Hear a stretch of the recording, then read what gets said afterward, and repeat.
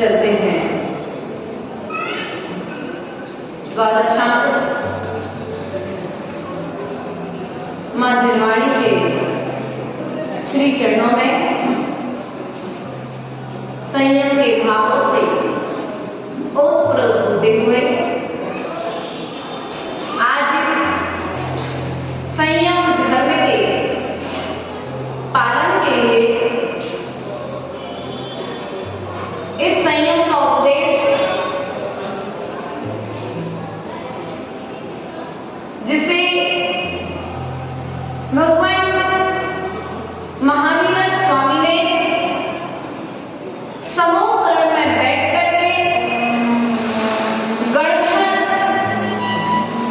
श्री गौतम स्वामी को प्रदान किया और जिस संयम का पालन करने से गौतम स्वामी ने केवल ज्ञान प्राप्त किया, ऐसे संयम के उपदेश को अपनी आत्मा में प्रविष्ट कराते हुए आज हम सभी इस संयम दिवस को, संयम धर्म को मना रहे हैं।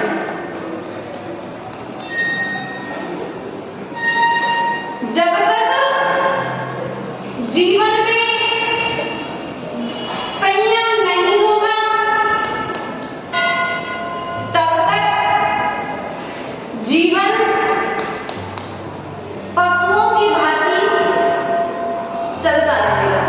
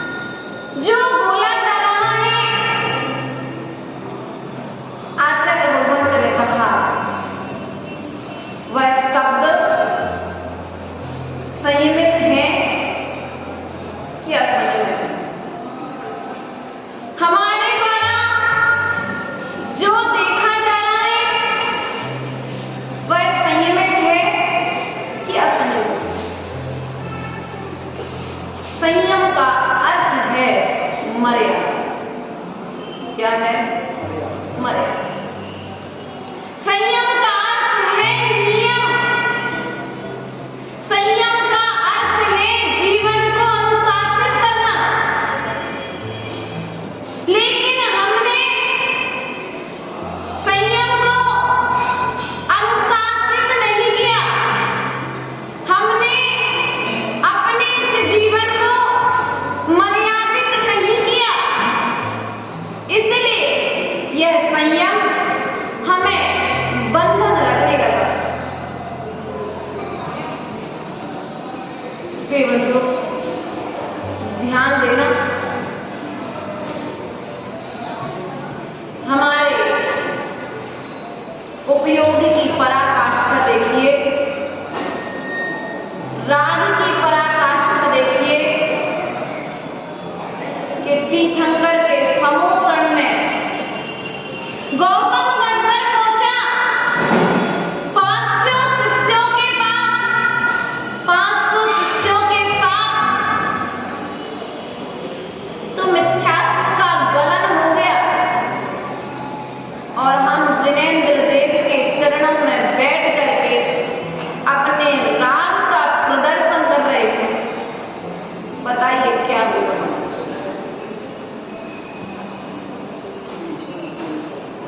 जब गौतम गंधर्व पहुंचे और जब जैसे ही उन्होंने जिनेंद्र भगवान के समोषण के मान स्तंभ को देखा, मिथ्यात्व का गलन हो गया।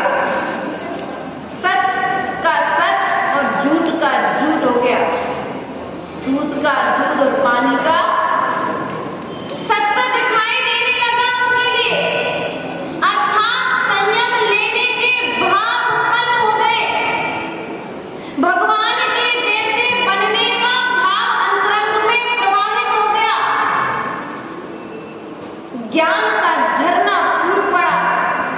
मिथ्यात्व का अंधकार नष्ट हो गया। ऐसा क्या था भगवान महावीर स्वामी के समोषण?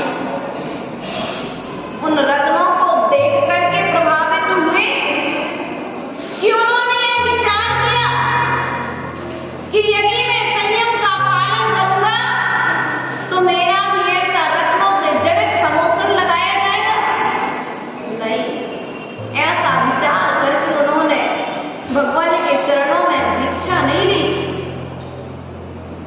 उन्होंने अंतरंग की खोज की।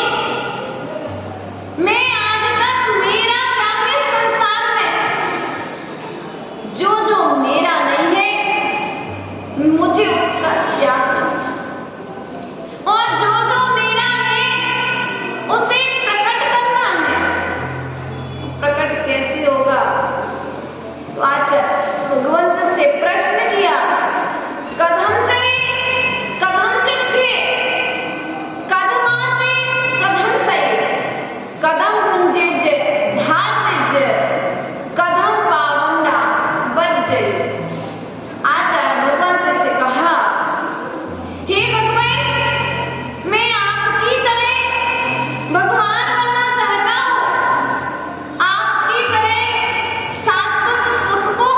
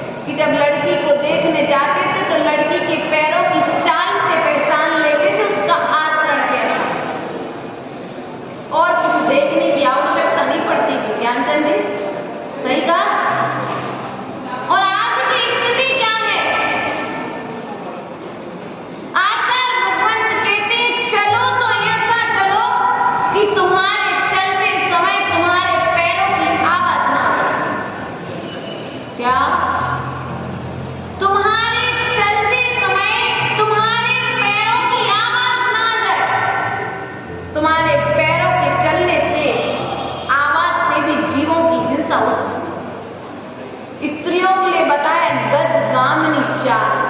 कौन सी चाल?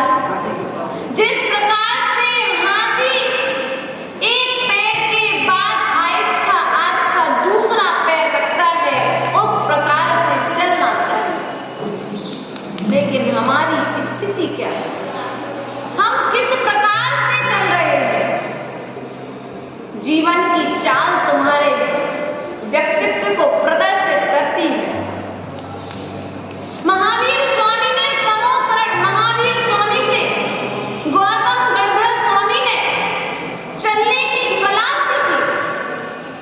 चलते हुए भी रुक जाना और रुकते हुए भी चलते रहना। पैरों से चलना होता है, लेकिन आचार्य भगवान कहते हैं जब पैरों की चाल रुक जाए तब अंतरंग में विचारों का चलते रहना चाहिए। कौन से विचार चले? संयम के पालन के भाव अंतरंग में चलते रहे। बैठे तो मंदिर में है, मन की चंचलता दुकान पर लेकर के जा रही है। विचार सुना, मन में आकुलता व्याकुलता उत्पन्न हो रही है।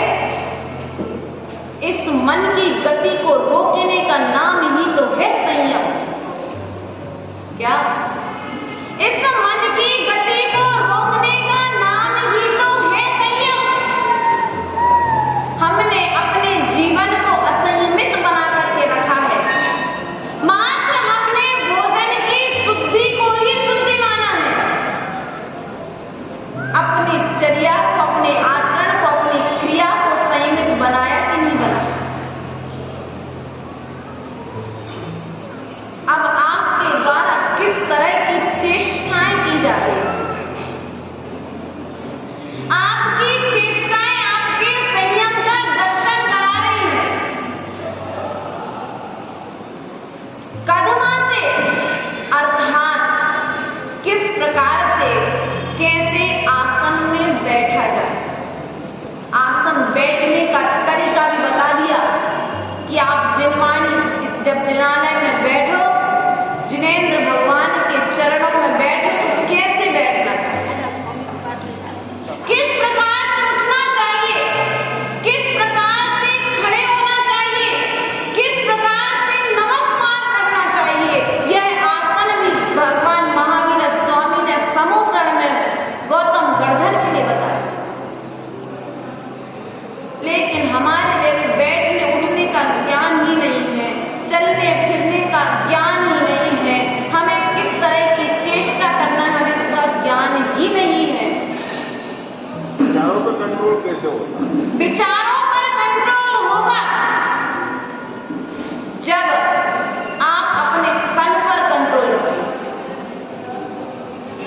आप अपने मन को स्थिर करके, शरीर को स्थिर करके बैठ जाइए। मन स्थिर नहीं होता। आप एक विषय लीजिए, विचारों पर कंट्रोल हो जाएगा। आप आज विचार कर लीजिए, आज एक प्रतियोगिता रखी गई समझिए मंदिर में, और उसका सब्जेक्ट है पार्श्वनाथ। आपको पार्श्वनाथ भगवान के ऊपर में 10 मिनट स्पीच देना है। 10 मिनट आपके लिए बोलना है। अब आपका लक्ष्य मात्र कौन है? पार्श्वनाथ भगवान और पार्श्वनाथ के पीछे छुपा हुआ वो इनाम जो मिलने वाला है आपको। अब आप देखिए आपका मन कहाँ पर है। अब आप सुबह से लेकर के शाम तक अपने उस लक्ष्य पर अड़े रहेंगे जब तक आप उस क्रिया पर कार्य को संपन्न नहीं करेंगे। मन भटकेगा कहीं, भटकेगा कहीं, विचारों में अशुद्धता आएगी कहीं, नहीं आएगी। क्यों? आपने एक लक्ष्य बना लिया, आपने एक मर्यादा बना ली है। नदी के भी 2 किनारे होते हैं, उन किनारों से बाहर जब नदी जाती है तो वह अमर्यादित कहलाती है, बाढ़ आ जाती है, दूसरों का नाश करने वाली है। इसलिए हमारी सोचने की क्षमता होती है, एक मर्यादा होती है। यदि इससे बाहर हम जाते हैं या तो हमारा दिमाग फेल हो जाता है, दिमाग काम करना बंद हो जाता है।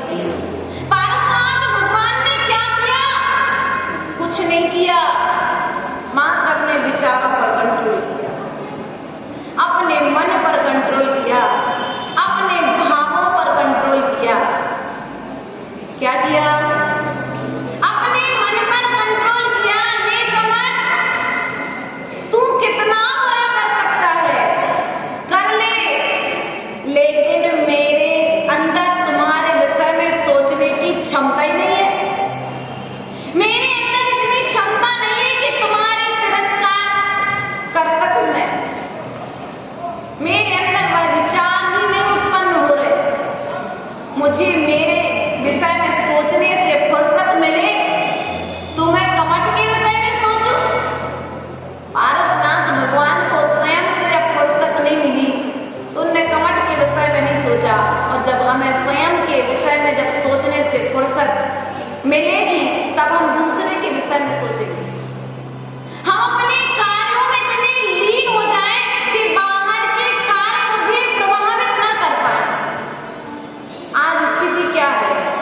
व्यक्ति स्वयं से कम, दूसरे से ज्यादा प्रभावित है। व्यक्ति का मन इतना चंचल हो चुका है, जैसे कहते हैं स्त्री के कान का कुंडल और नदी में रहने वाली मछली कभी स्थिर नहीं हो सकते। उसी प्रकार से मन, इस संसारिक जीव का मन संसार में संयम के बिना स्थिरता को प्राप्त नहीं हो सकती। संयम के बिना कहीं तुम्हारे लिए शरण नहीं है। कभी ना कभी तो तुम्हें संयम पालन करना पड़ेगा। विचार तो कर्मबंदी को उससे आते हैं। कर्म के उदय से विचार आते हैं, लेकिन यदि हम उस छेद को ही बंद कर दें, जहां से पानी आ रहा है, हम उस छेद को ही बंद कर दें, कर्मबंदी कैसे बंद? कर्म बंद चलेगा। कर्म बंद दो प्रकार से होता है, एक तो स्वरूप होता है, एक अस्वरूप होता है। क्या होता है? पूर्व में एक उदाहरण दिया गया था, अपनी सोच को बदलना ही संयम है। किसको बदलना? अपने अशुभ विचार को शुभ में ले जाना ही संयम है। एक स्त्री मार्ग में पड़ी हुई है, उसे राजा देख रहा है, वह उसे अपनी रानी बनाने का विचार करता है। एक स्वान ने देखा, वह उसे देख करके क्या कर रहा है? यदि इतने लोग इधर ना खड़े होते तो मैं इसे अपना भोजन बना। एक साधु निकलता है और साधु उसे दीक्षा के संस्कार देने का विचार।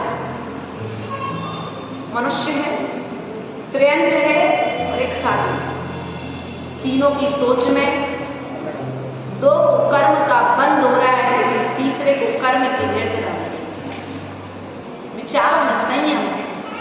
उन्होंने यह विचार नहीं किया कि यह होती तो संभोग का साधन बना दे। वस्तु नहीं बदलना है, व्यक्ति नहीं बदलना है, हमें अपने भाव बदलना है। और भाव कैसे बदलेंगे? तो आचार्य भगवत कुंद स्वामी ने कहा कि जैसा माल तुम्हारी दुकान पर होगा, वैसा माल तुम दूसरे को दे पाओगे। सत्य है। अगर अच्छा माल होगा तो अच्छा दोगे और बुरा होगा तो बुरा। अब तुम जब अच्छा पढ़ोगे, क्या करोगे? अच्छा पढ़ोगे तो अच्छे विचार उत्पन्न होंगे। आपके लिए जिनवाणी पढ़ने का समय नहीं है, जिनवाणी सुनने का समय नहीं है, जिनवाणी को छूने का समय नहीं है, जिनवाणी को देखने का समय नहीं है। तो फिर विचार की उत्पत्ति कैसे? पॉजिटिव विचार कहां से मिलेंगे? मां जिनवाणी से मिलेंगे पॉजिटिव विचार। नेगेटिव विचार पाने के लिए तो पेपर रोज आ रहा है तुम्हारे लिए। पूरे भोपाल में, पूरे मध्य प्रदेश में कहां पर कितने एक्सीडेंट हुए, कितने लोग एक्सीडेंट में मारे गए, कहां पर आग लगी, कहां पर पशुओं की हत्या हो रही। ये नेगेटिव थॉट देने के लिए पेपर आपके पास नहीं है। नेगेटिव विचार पेपर से प्राप्त हो रहे हैं, लेकिन पॉजिटिव विचार और जिंदगी को पॉजिटिव करने के लिए मात्र एक यदि कोई साधन है तो वह मां जिनवाणी है। इसलिए हम विचार करें। हम यदि पैसा भी कमा रहे हैं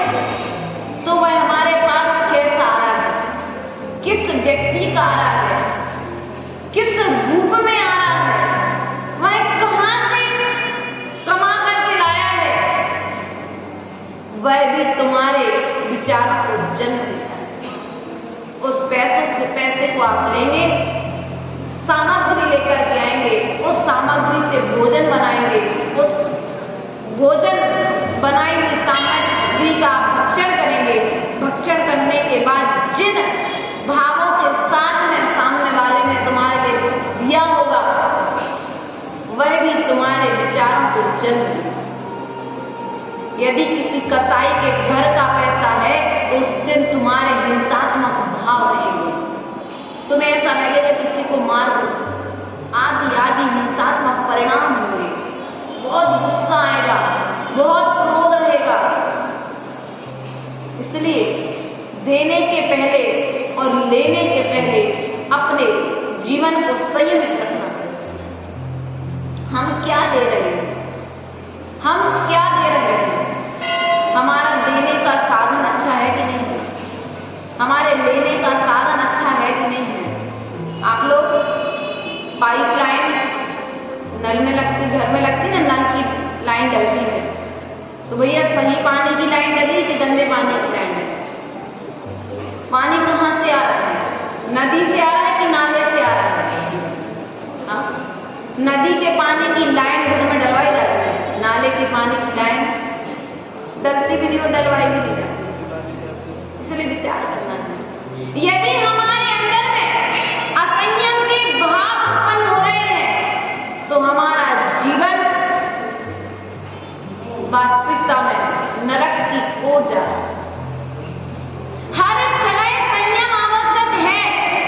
अब आचार्य भगवान से कहा, कदम से मैं किस प्रकार से शयन करूं? क्या कहा?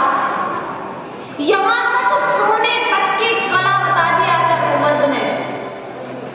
कुंद स्वामी ने, भगवान महावीर स्वामी ने संबोधन में, ये जीव यदि तुम अपने जीवन में संयम को पालन करना चाहता है तो बाएं करवट से सोना। कैसे सोना? बाएं करवट से सोना।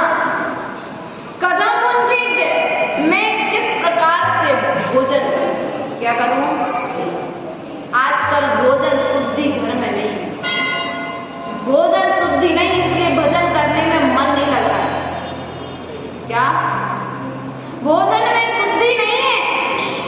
जो आ रहा है वह खा रही है? नहीं, उसमें भी विचार करिए मेरे भोजन करने योग्य है कि नहीं है। होटल के भोजन का त्याग करिए। मैगी, चाउमीन और आदि आदि कौन कौन से मीन चल रहे हैं, सब बाजार का आ रहा है। अरे उसके बिना मेरा बच्चा मुंह खोलते ही नहीं। माता जी क्या करे?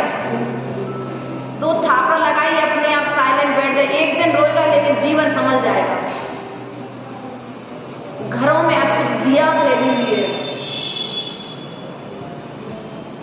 अशुद्धियां किस प्रकार से फैली? हमारा चौका शुद्ध बचा कि नहीं बचा? जिनके लिए हम अपने दरवाजे पर कभी पैर रखने नहीं देते थे, ऐसे लोग हमारे घर में आकर के विराजमान है, तो कहां तक तुम्हारा मन शुद्ध है? कहां तक तुम्हारे विचारों में शुद्धि आएगी? कहां तक तुम्हारी क्रिया में शुद्धि आएगी? कहां तक तुम्हारा धर्म कर्म करने में मन लगेगा? नहीं लगेगा। सबसे पहला सूत्र है कि अपने भोजन की शुद्धि रखें। आप मर्यादा से बाहर का भोजन मत करिए, अपने आप विचारों में शुद्धि रखें। चक्रवर्ती 6 खंड का राजा, तुम क्या चलाते हो? एक रानी को नहीं चला पाते अपने घर की। 4 बच्चे हैं आपके, 2 बच्चे हैं आपके, एक श्रीमती, 4 का एक छोटा सा परिवार है, उसके अलावा घर में, लेकिन फिर भी कितनी टेंशन है, समय नहीं होता व्यक्ति के पास। चक्रवर्ती 6 खंड का राजा है, इतने बड़े राज्य को चला रहा है, लेकिन वह भोजन की शुद्धि का ध्यान रखता है। वह कभी अशुद्ध भोजन नहीं करता। वह अपने योग, उसे हिंसा करनी पड़ती है, खेती आदि को उपदेश देना पड़ता है, उसे राज्य चलाना पड़ता है, युद्ध करना पड़ता है, लेकिन भोजन में अशुद्धि नहीं होती। हमारी स्थिति क्या है? चौके में पहुंच गए, चौका तो आज कहा ही नहीं, जहां पर किचन होती है आजकल, क्या होती है? चौका तो होता ही नहीं, आजकल किचन होती है जहां पर दिन और रात किच होती रहती, मैं होती है किचन। अब उसके बाद में चप्पल पहुंच गई अपने घर में, क्या हो गई? चौके में। अब बताओ होना क्या है इसमें? विचार करिए। आपने आज चौका लगाया, चप्पल पहन के नहीं लगाया, समझना। लेकिन जब मसाले धोए थे ना, जब आप दालें पैक कर रहे थे ना, उस समय चप्पल पहनी थी कि नहीं पहनी? धूप लग रही थी, छत पर जा रहे थे तो चप्पल पहनी। क्या हुआ? चप्पल चाहे सोने की हो चाहे चांदी की हो, चप्पल पैर में नहीं रहेगी, कभी उसके मस्तक पर नहीं रखा। उसी प्रकार से जिन कारणों से मन में विचारों में अशुद्धि आ रही, उसका कारण भी छोटे छोटे गलतियां, इसलिए इनको सुधारिए। उसके पश्चात हमारा पहनावा बदल गया। क्या प्रदीप भैया? पहनावा बदल गया। आज पहले के समय में पहनावा क्या था? सुबह सब मंदिर के लिए आना तो धोती दुपट्टा, और शाम को आना तो प्योर कॉटन के कुर्ता पजामा पहन करके आते थे। आज टोपी लगाते थे। और अब भगवान की मर्यादा है कि नहीं है? भगवान के समक्ष में कैसे बैठना? सिर ढक करके बैठे कि नहीं बैठे? भाई माता जी से कराएंगे एक आध प्रवचन, हम इस विषय पे बहुत अच्छे से बोलती है। विचार करना, विचार करना। आप बहू को बेटी मानिए, लेकिन आचरण बहू का रखिए। कम से कम मंदिर तक तो आप शुद्धि रखिए। आप क्या पहन करके आ रहे हैं? जीन्स पहन करके आ रहे, देखिए जीन्स का कपड़ा बना कैसे। विचार करिए। मंदिर में आप प्रवेश किस तरह से प्रवेश करें? मर्यादित प्रवेश कर रहे कि अमर्यादित प्रवेश? आपके आभूषण, आपके वस्त्र आपके जीवन में संयम को जन्म देते, और आपके भोजन पानी, आपके आभूषण आपके जीवन में असंयम को जन्म देते। आपने दूसरे को देखा, सामने वाला ऐसा पहना था, हमको भी ऐसा पहनना।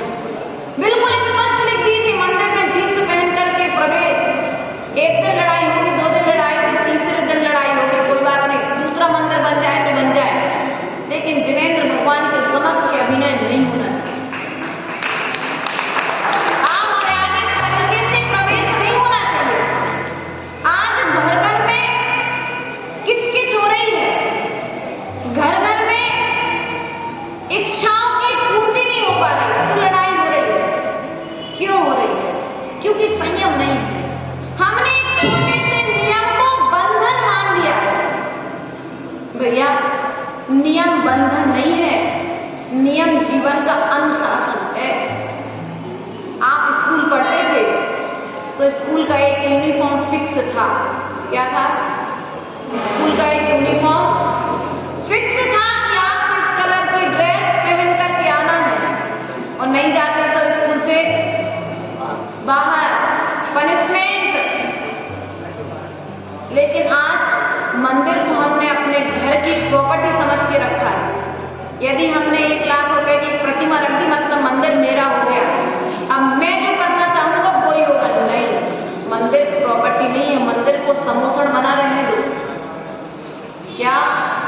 मंदिर को समोसण बना रहने दो, मंदिर को मंदिर बना रहने दो, जहां पर जीव मंदिर के अंदर में आकर के अपने अंतरंग की यात्रा करता है, उसे भय बना रहने दो। मंदिर के अंदर में आकर के कहीं उसके मन में विकारों का जागरण न हो जाए। इसलिए ऐसी माताओं से निवेदन है, जब भी मंदिर में प्रवेश करें, कहीं अन्य क्षेत्र में आपको जैसे जाना वैसे जाएं, लेकिन मंदिर